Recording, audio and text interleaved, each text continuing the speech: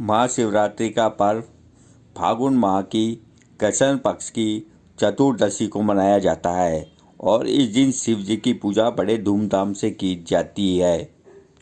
इस त्यौहार को बच्चे, जवान, बुजुर्ग सभी बड़े चाव से मनाते हैं। बच्चों के लिए विशेष उत्साह का दिन रहता है क्योंकि उनको तरह तरह की मिठाई खाने को मिलती है और व्रत का उनको महत्व समझ में आता है। इस दिन शिव जी का लिंग रूप में अर्धरात्रि के दिन जन्म हुआ था और इसीलिए इसको शिव के प्राकट्य दिवस के रूप में मनाया जाता है।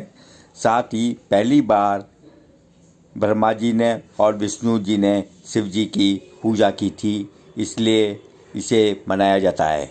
महाशिवरात्रि की व्रत कथा इस प्रकार है।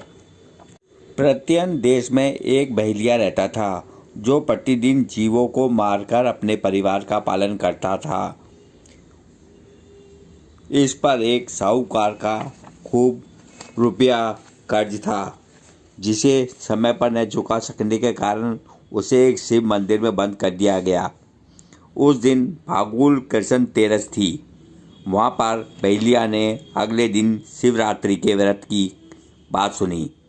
दूसरे दिन साहूकार ने ऋण चुकाने का वायदा करा के उसे छोड़ दिया। वह अपने धंधे के लिए जंगल में गया पर उसे कोई शिकार न मिला।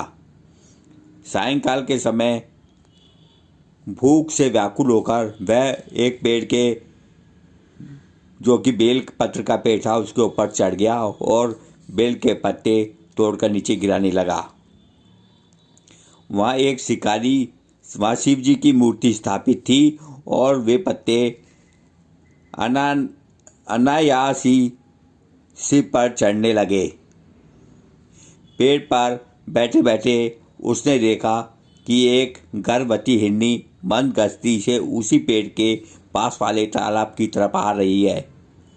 बहेलिया ने उसे मारने के लिए धनुष पर बाण चढ़ाया। इस पर हिरनी ने कहा कि मैं गर्भवती हूँ और बच्चा पैदा होने का समय भी आ चुका है। अत तुम मुझे इस समय छोड़ दो, मैं बच्चे को उसके पिता को सौंपकर शीघ्र ही तुम्हारे पास आ जाऊंगी। बहेलिया का हृदय शिवजी के व्रत के प्रभाव से शुद्ध हो गया था। उसे दया आ गई और उसने हिरनी को छोड़ दिया। आधी रात बीतने पर एक दूसरी हिरनी दिखाई दी। जब वह उसे मारने को उद्यत हुआ तो हिरनी ने कहा कि मैं एक रजस्वला हूँ और पति की कामना कर रही हूँ।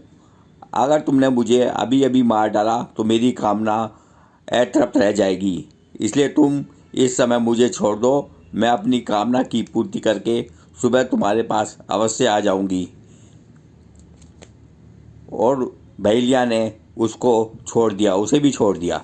रात्रि का तीसरा पहर बीतने पर उसने देखा कि एक हिरनी बच्चे के साथ घूमती घूमती पानी पीने आ रही है।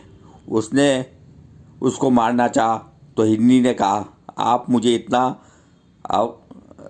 मारना चाहो तो मार सकते हो, मैं इस बच्चे को उसके पिता के पास पहुंचाऊं, तब आप मेरी खुशी के साथ मारना। बहेलिया ने उसकी बात भी मान ली। जब प्रातःकाल होने में थोड़ा सा ही समय रह गया तो एक मोटा ताज़ा हिरन तालाब के पास पहुंचा। बहेलिया ने उसे मारने का उपक्रम किया तो वह कहने लगा, हे बहेलिया, हे व्याघ्र, मेरी हिरनियाँ मुझे ढूंढ रही होंगी। इसके हिसाब से मुझे जिस बात की शपथ लेकर खा गई, मेरे न जाने से उसे भी पूरा न कर सके, इसलिए मुझे इस समय जाने दो, जिसे मैं इस संबंध में उचित व्यवस्था कर सकूं।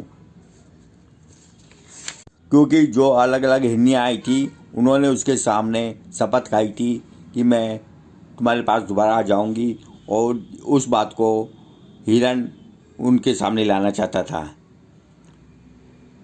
आज की घटना में शिव के प्रभाव से व्याघ्र कुछ आश्चर्य में पड़ गया और उसने हिरन को भी जाने दिया। थोड़ी देर बाद वे तीनों हिरनी और हिरन उसके सामने उपस्थित हो गए, परंतु अब उसके विचार बदल गए और वापस लौटा दिया। तब शिव जी ने व्यास की ऐसी पवित्र मनोवेगता वृत्ति देखी तो उन्होंने प्रकट होकर उसे अपने लोक में स्थान दिया और उसे मोक्ष की प्राप्ति हुई। इस प्रकार हम देख रहे हैं कि यह किस तरह शिव जी के पेड़ के मूर्ति पे, लिंग पे बेलपत्र चढ़ाने से बहेलिया को मोक्ष प्राप्त हुआ। महाशिवरात्रि की जय।